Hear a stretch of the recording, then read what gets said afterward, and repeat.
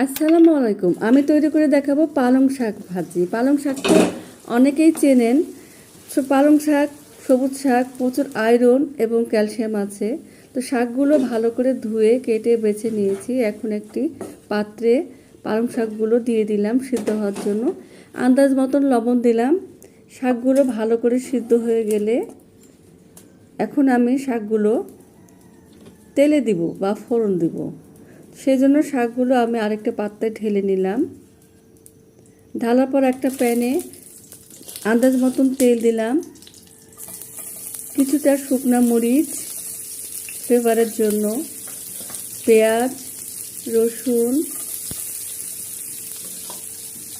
কয়েকটি কাঁচামরিচও দেব। তারপর ভালো করে ভেজে নেব।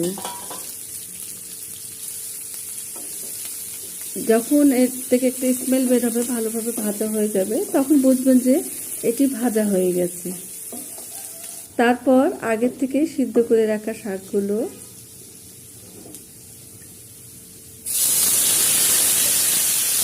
দিয়ে দেব। এখন বেশ সুন্দর করে নাড়াচাড়া করে নেব। বাস, এই তো হয়ে গেল পালং শাক ভাজি। সবাই ভালো থাকুন, সুস্থ থাকুন, নিরাপদে থাকুন। আল্লাহ হাফেজ।